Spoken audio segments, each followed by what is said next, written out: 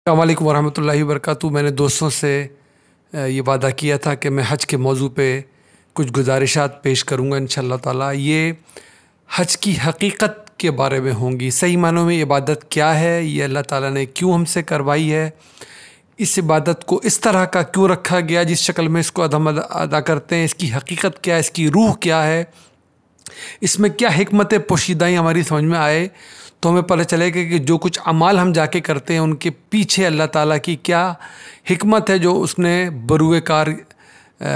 वो लाता है और जिसका तकाज़ा हमसे वो करता है। जहाँ तक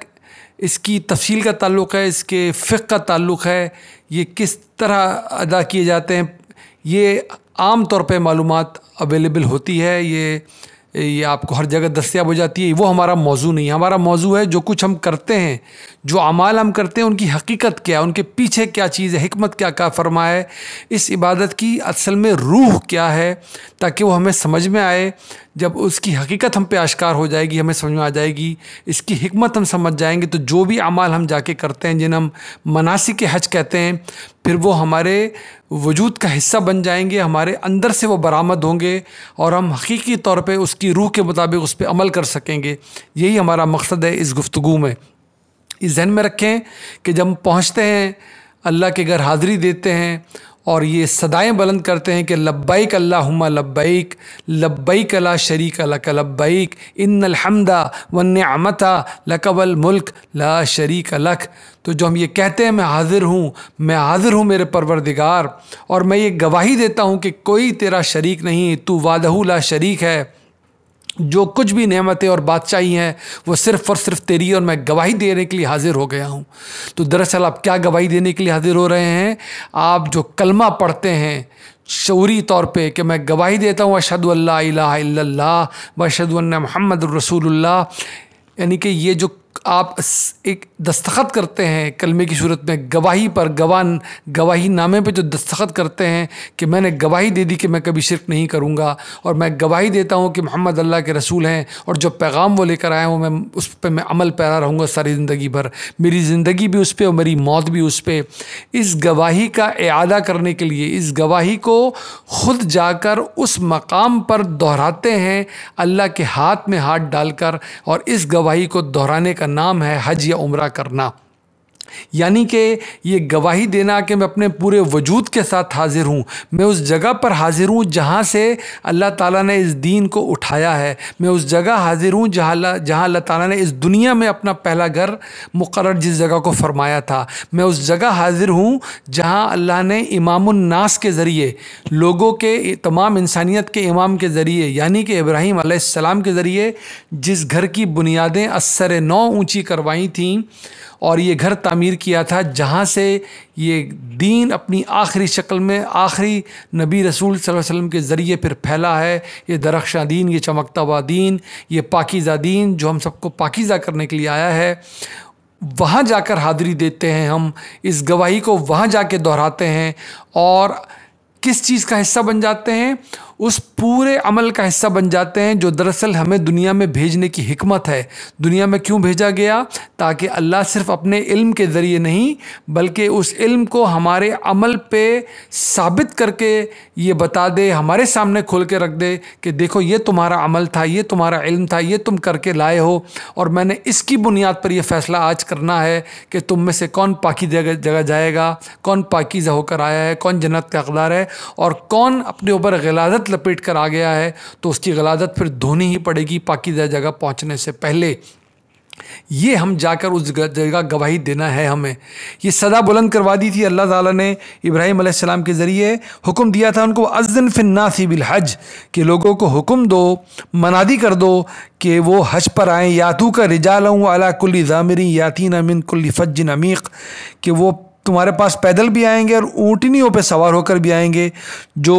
सफ़र की वजह से दुबली हो गई होंगी। मनाफ़िया लहुम वयस्कुरु स्मल्लाहि फ़ी अय्यामिन मालूमात, और जब वो पहुँचेंगी इसलिए कि उनमें मनफियत की जगहों पर पहुँचेंगी और मुतय्यन दिनों में जो ये जानवर हैं उन पर अल्लाह का नाम लें जो उनको हमने बख्शे हैं। अलामा रज़क़कुम मिन बहीमतिल अनाम फ़कुलू मिन्हा वातिमुल बाइसल फ़कीर, और تو پھر جب ان کو ذبح کر لو گے تو ان میں سے خود بھی کھاؤ گے اور تندرست فقیروں کو بھی ان سے کھلاؤ گے. ثم لیغزوا تفثهم ولیوفوا نذورهم ولیطفوا بالبیت العتیق. اور پھر یہ سب کچھ کر کے اپنا میل کچیل دور کرو اور اپنی نظروں کو پورا کرو اور اس قدیم گھر کا طواف کریں جو اللہ کا قدیم ترین گھر ہے. یہ منادی سورہ حج میں سے میں نے پڑھا ہے، یہ آیت 27 سے لے کر 29 تک. یہ منادی اللہ تعالیٰ نے کروا دی تھی ابراہیم علیہ السلام کے ذریعے. جب یہ صدا بلند ہو گئی، اس صدا کا جواب دینے کے لیے ہم پہنچتے ہیں وہاں پر، اور ہم کس تمثیل کا حصہ بن جاتے ہیں جسے ہم انیکٹمنٹ کہتے ہیں. ایک ایسی عبادت جو ہمارے سامنے ایک منظر نامے کے طور پہ رکھ دی جاتی ہے. اللہ تعالیٰ نے ہر عبادت کی حکمتیں رکھی ہیں. حج اور عمرے کی عبادت کیا ہے کہ تمہیں جو میں نے بتایا تھا کہ تمہارے باپ آدم کے ساتھ اور ابلیس کے ساتھ کیا منظر نامہ تھا جو میں نے تمہیں قرآن میں کھول کے بتایا ہے کہ اے آدم تم دنیا میں رہو گے، اب تم نے اس ٹیسٹ سے گزرنا ہے، اس امتحان سے گزرنا ہے کہ ایک طرف تمہارے پاس ہوگا سیدھا صحیح راستہ، توحید کا راستہ، اور ایک طرف شیطانی قوتیں ہوں گی جو تمہیں توحید سے بھٹکا کے چھوڑیں گی، جو تمہیں من چاہی پر لے کے جائیں گی. لیکن تم نے توحید کو ہاتھ سے نہیں چھوڑنا اور تم نے وہ کرنا ہے جو اللہ کے انبیاء ہدایت لے کر آئیں گے. فَإِمَّا يَأْتِيَنَّكُم مِّنِّي هُدًى فَمَن تَبِعَ هُدَايَ فَلَا خَوْفٌ عَلَيْهِمْ وَلَا هُمْ يَحْزَنُونَ. تو تمہارے پاس میری ہدایت پہنچتی رہے گی، تو جس کسی نے بھی اس ہدایت پہ عمل کیا نہ اس کو کبھی ماضی کے پچھتاوے ہوں گے، مستقبل کے اندیشے. اللہ تعالیٰ نے پہلے ہی بتا دیا تھا. ہم نے کیا کرنا ہوتا ہے حج پہ جا کر؟ حج پہ جا کے ہم اس منظر نامے کا حصہ بنتے ہیں جہاں پر حق اور سچ کا مقابلہ ہونا ہے باطل سے، جھوٹ سے، گمراہی سے، کفر سے. اور ہم جا کر کے اعلان کرتے ہیں کہ یا اللہ میں اس لڑائی میں آپ کے کیمپ کا حصہ ہوں، میں آپ کے ساتھ کھڑا ہوں، میں توحید پر کھڑا ہوں، میں نبیوں کی تعلیم پہ کھڑا ہوں، میں کبھی بھی شیطان اور شیطانی قوتوں کے ساتھ کھڑا نہیں ہوں گا. اس جنگ کا آپ کو حصہ بننا ہوتا ہے. ہم سب اس میں ایک سپاہی کی طور پہ شامل ہونے جاتے ہیں. جس طرح کہ ہم جانتے ہیں قربانی اللہ تعالیٰ کی عبادتوں میں سے قدیم ترین عبادت ہے. قرآن نے خود ہی بتایا سورہ مائدہ میں آدم علیہ السلام کے دونوں بیٹوں کا ذکر کہ دونوں نے قربانی پیش کی تھی اللہ کو. تو قربانی تو قدیم ترین عبادتوں میں سے عبادت ہے. یہ ہم جانتے ہیں کہ قربانی کا ہمیشہ سے روایت یہ رہی ہے کہ جس کو قربان کیا جا رہا ہو رہا ہوتا ہے اس کو قربان گاہ کے چاروں طرف اس کو پھیرے دیے جاتے ہیں. پرانے آسمانی صحائف میں بھی یہ قربانی اسی طرح درج ہے. ہم کیا کرنے جا رہے ہیں؟ ہم کہہ رہے ہیں کہ ہم توحید کی خاطر، ایمان کی خاطر، اس دین کی ہدایت کی خاطر اپنی جان دینے سے بھی گریز نہیں کریں گے. تو کون قربان ہونے جا رہا ہے؟ اس پورے منظرنامے میں ہم خود اپنی قربانی پیش کرنے جا رہے ہوتے ہیں. اپنے جسم پہ ہم نے احرام باندھا ہوتا ہے، یعنی کہ کیونکہ موت کا علامتی اظہار ہے تو ہم 2 کپڑوں میں بندھ کے وہاں پہنچ رہے ہوتے ہیں کہ اللہ تعالیٰ اب اگر جان جاتی ہے جائے، توحید میرے ہاتھ سے نہیں جائے گی، ایمان میرے پاس سے نہیں جائے گا، میں حاضر ہوں اپنی جان دینے کے لیے. یہ طواف کے پھیرے ہم حجر اسود کے استلام سے شروع کرتے ہیں. اس کو بوسہ دے کر اس کو سلام کر کے یہ علامتی اظہار ہوتا ہے کہ ہم نے اپنا ہاتھ اللہ کے ہاتھ میں دے دیا ہے یہ طواف کرنے کے شروع کرنے سے پہلے. اس طرح یہ عظیم الشان عبادت شروع کی جاتی ہے. پھر ہم اس عظیم عبادت گاہ کے اطراف میں پھیرے لینے لگتے ہیں جس کو ہم طواف کہتے ہیں. دراصل یہ وہی پھیرے ہیں جو قدیم ترین زمانے سے قربان کیے جانے والے کو دیے جاتے ہیں معبد کے ارد گرد عبادت گاہ کے چاروں طرف. یہ طواف ان پھیروں کا نام ہے. جب آپ طواف میں جائیں اس حج میں یا عمرے میں تو اس طواف کو اس طرح ادا کرنا ہے کہ کیا پتہ دوبارہ یہ موقع ملے نہ ملے. میری جان ہو سکتا ہے چلی جائے، میں جان دینے کے لیے تیار ہوں توحید کی خاطر، میں جان دینے کے لیے تیار ہوں اپنے ایمان کی خاطر، میں جان دینے کے لیے تیار ہوں اپنے نبی صلی اللہ علیہ وسلم سے حاصل شدہ تعلیم کی خاطر. اس طرح یہ طواف کیا جائے. جو صحیح ہم کرتے ہیں جہاں تک عمرے کا تعلق ہے، یہ اسی قربانی کی یاد ہے جہاں پر اللہ کے اس عظیم نبی نے، ابراہیم علیہ السلام نے اپنے بیٹے کو، جو نبی جن کو نبوت بھی ملی، ان کو قربان کرنے کا جب اللہ تعالیٰ نے ان کو خواب میں بتایا تھا تو انہوں نے اس سے روگردانی نہیں کی، اپنی طرف سے تو عمل کر ہی ڈالا تھا. انہوں نے اس عظیم قربان گاہ کی نشانی ہے صفا اور مروہ، اس کے درمیان جہاں پر یہ انہوں نے سارا جد و جہد کی تھی، اسی میں ہم صحیح بھی کرتے ہیں وہاں جا کر. پھر کیونکہ یہ جنگ کا منظرنامہ ہے، جیسے جنگ میں آپ کو پتہ ہے قدیم ترین زمانے سے جنگ کے راستے میں پڑاؤ ڈالا جاتا ہے، جنگ کے راستے میں آگے بڑھا جاتا ہے، جنگ کے راستے میں جنگ شروع ہونے سے پہلے مناجات کی جاتی ہیں، دعائیں مانگی جاتی ہیں، گڑگڑایا جاتا ہے اللہ کے آگے، یا اللہ میں نصرت دیجیے گا، یا اللہ اگر جان جائے تو حق پر جائے۔ تو یہ جو منی میں جا کے آپ قیام کرتے ہیں، دراصل یہ اسی تمثیل کا حصہ ہے، اسی منظر نامے کا حصہ ہے کہ اب جو سپاہی ہیں جو جان دینے جا رہے ہیں وہ پڑاؤ کریں گے جا کر، اس کو ہم منی کا قیام کہتے ہیں۔ پھر یہ مارچ کرتے ہوئے آگے بڑھتے ہیں، یہ عرفات کے میدان میں پہنچ جاتے ہیں جہاں پر مناجات کی جاتی ہیں، جہاں پر اس طرح گڑگڑا کے دعائیں مانگی جاتی ہیں اور مانگی جانی چاہیے کہ اب بس جس کی جان جانے والی ہو، جس کو یہ گمان ہو کہ اب شاید مجھے دوبارہ موقع نہ ملے، تو وہ کس طرح دعائیں مانگے گا، کیا دعائیں جو اس کے دل سے پھوٹ کے برآمد ہوں گی، کیا اس میں خشوع اور خشوع ہوگا، کیا تذلل ہوگا اللہ سبحانہ والا کی طرف، کس طرح اس گڑگڑا کے وہ دعائیں مانگ رہا ہوگا، کس خلوص سے دعائیں مانگ رہا ہوگا۔ اسی طرح عرفات کے میدان میں ہماری حاضری ہونی چاہیے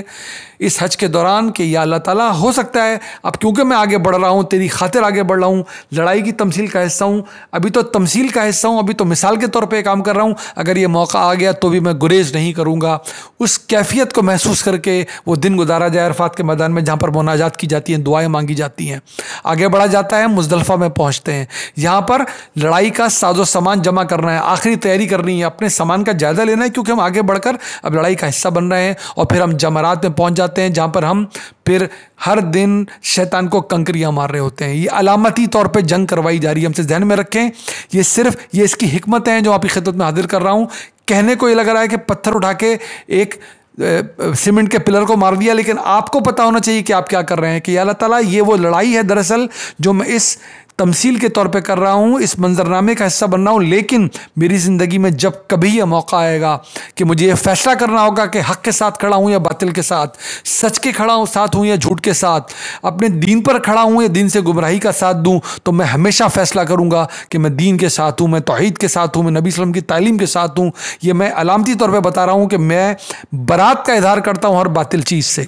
تو اس طرح یہ پتھر جو آپ دیوار پہ پھینک کے مار رہے ہوتے ہیں، دراصل اعادہ کر رہے ہوتے ہیں اپنے اس عہد کا ہر دفعہ کہ اللہ تعالیٰ یہ میرا کہنا ہے، میں یہاں پر آ کر گواہی دے رہا ہوں کہ میں اب اپنے اس ارادے سے، اپنے اس علم سے، اپنے اس عمل سے دس سے مس نہیں ہوں گا، میں اس پہ ثابت قدم رہوں گا آپ کی توفیق کے ساتھ۔ پھر جیسے کہ اب آگے بڑھ کر کیا ہونا ہوتا ہے، یا تو جنگ میں سرفرازی ملتی ہے یا پھر شہادت ملتی ہے۔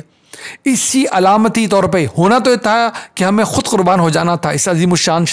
عبادت میں، لیکن اللہ تعالیٰ نے کمال مہربانی فرمائی کہ اس نے ہم سے جانور کی قربانی قبول فرمائی۔ تو جیسے جانور جب آپ قربان کر رہے ہوتے ہیں حج پہ جا کر وہاں پر، اور باقی دنیا جو کر رہی ہوتی ہے جانور قربان اپنی اپنی جگہوں سے، وہ بتا رہی ہوتی ہے اللہ تعالیٰ آپ نے مہربانی کی، اجازت دی ہم جانور قربان کریں، ہمیں اپنی جان بھی دینی پڑ جاتی ہے تو ہم گریز نہیں کرتے، یہی گواہی دینے تو حاضر ہوتے ہیں ہم حج پر۔ لبیک اللہم لبیک لبیک لا شریک لک لبیک ان الحمد والنعمت لک والملک لا شریک لک۔ تو یہ قربانی اس عظیم الشان عبادت کا منتہا کمال ہے کہ اللہ تعالیٰ میں عہد کرتا ہوں آپ سے کہ میری توحید میں شرک آنے نہیں پائے گا، میری عبادتوں میں بدع آنی نہیں پائے گی، میرے اور علم میں حق تلفی اور دوسروں پہ زیادتی، جان اور مال آبرو پر اور کسی قسم کی فحاشی میرے اعمال میں آنے نہیں پائے گی۔ میں گواہی دینے آیا ہوں میری توحید خراب نہیں ہونے پائے گی۔ یہ عظیم الشان عبادت حج اس چیز کا نام ہے، یہ اس کی حکمتیں ہیں۔ پھر یہاں سے جب قربانی کر بھی دی جاتی ہے قدیم ترین روایت کے مطابق، تو اس کے کچھ حصے کو پھر معبد کے چاروں طرف گھمایا جاتا ہے۔ ہم پھر کیونکہ قربانی ہو چکی ہوتی ہے اور ہم پھر حاضر ہو جاتے ہیں جا کے اور طواف کرتے ہیں جا کے بیت الحرم کا، کعبے کا۔ یہ پوری اس تمثیل کا حصہ بنتے ہیں۔ اس تمثیل میں جب نماز پڑھی جاتی ہے، یہ اس کا جواب ہے صحیح کہ جب آپ نماز پڑھتے ہیں عرفات کے دن تو وہاں پر نمازیں کیوں قصر اور جمع کی جاتی ہیں، بھلے آپ دور سے حج کرنے آئے ہوں دوسرے ممالک سے یا وہیں کے رہنے والے ہوں۔ وہیں کے رہنے والے بھی ان نمازوں کو جمع اور قصر کیوں کرتے ہیں کہ یہ جنگ میں پڑھی جا رہی ہے، اور ہم جانتے ہیں قرآن نے بتا دیا کہ جب جنگ میں نماز پڑھی جاتی ہے تو مختصر کر کے پڑھی جاتی ہے۔ یہ اس کی حکمت ہے۔ آپ کو اس پورے جنگ کے منظر نامے میں ایک سپاہی کی حیثیت سے، ایک جان نثار سپاہی کی حیثیت سے شامل ہونا ہے، اور اس عبادت کے اختتام پر ہم اپنے بال کٹوا دیتے ہیں کیونکہ نظر کی عبادت ہے، لہذا یہ بال ہم کٹواتے ہیں، اور یہ بال ہمیں بہت دنوں تک یاد دلاتے رہتے ہیں کہ ہم نے اپنی نظر کو پورا کیا۔ کس نظر کو پورا کیا؟ کہ ہم توحید کی خاطر اپنی جان دینے سے بھی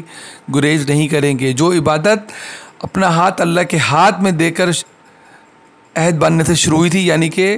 حجر اسود کے استلام سے، جس کو ہم کہتے ہیں حجر اسود کو بوسہ دینا یا اس کو دور سے سلام کرنا، یعنی کہ علامتاً اپنا ہاتھ اللہ کے ہاتھ میں دینے سے شروع ہوئی تھی، وہ اپنے بال کٹوا کر مکمل ہوتی ہے، یعنی کہ ہم نے نظر پوری کر دی۔ یہ ہے اس پوری شاندار عظیم الشان عبادت کی حکمت ہے۔ اللہ تعالیٰ ہمیں سمجھنے کی اور عمل کرنے کی اسی جذبے سے، اسی خلوص سے اور حکمت کو سمجھ کے توفیق عطا فرمائے، آمین یا رب العالمین۔ اسی طرح عبادت کرنی ہے مکمل خلوص کے ساتھ، اپنے فوکس کو خراب نہیں ہونے دینا ہے، کسی قسم کی اور کسی ایکٹیویٹی میں آپ نے شامل نہیں ہونا ہے، نہ کسی سے بدتمیزیاں کرنی ہیں، نہ جھگڑے کرنے ہیں، نہ کسی ادھر ادھر کی گفتگو کرنی ہے، نہ مناسک کے دوران، نہ تشریق کے ایام میں جب آپ مینا میں ہوتے ہیں، کیونکہ حج ہو چکا ہوتا ہے اور آپ قربانی کر چکے ہوتے ہیں، احرام سے باہر آ چکے ہوتے ہیں۔ عام طور پہ دیکھا جاتا ہے کہ ادھر ادھر کی باتیں شروع ہو جاتی ہیں۔ مکمل طور پر اپنے آپ کو اللہ کے ذکر میں آپ نے مشغول رکھنا ہے، مکمل اس کی حکمت کو سمجھ کر اس عبادت کا انجام دینا ہے۔ اپنی پوری معلومات لے کر جائیے گا، جو کتابچے موجود ہوتے ہیں، جو دوسری جگہ معلومات مل جاتی ہیں کہ کس طرح ان کو انجام دینا ہے، وہ کریں۔ میں نے خدمت صرف یہ کرنے کی کوشش کی کہ آپ کو حکمت پتہ چل جائے کہ ہم کرنے جاتے کیا ہیں اور اس کو کس خلوص سے ادا ہونا چاہیے۔ ہر جگہ آپ ذہن میں رکھیں کہ آپ خود اپنی جان کا نذرانہ پیش کرنے جا رہے ہیں، مکمل خلوص کے ساتھ یہ ذہن میں رکھ کے کریں۔ اللہ دوبارہ یہ موقع ملے گا نہیں ملے گا، میری دل سے دعا ہے اللہ ہم جو کوئی بھی اس سفر پہ روانہ ہو رہا ہے، اللہ اس کو حج مبرور عطا فرمائے، جنہوں نے کر لیا اللہ ان کو استقامت عطا فرمائے، جو دوبارہ کرنا چاہتے ہیں اللہ تعالیٰ ان کو توفیق عطا فرمائے۔ دعا میں وہ یاد رکھیے گا۔ السلام علیکم ورحمۃ اللہ وبرکاتہ۔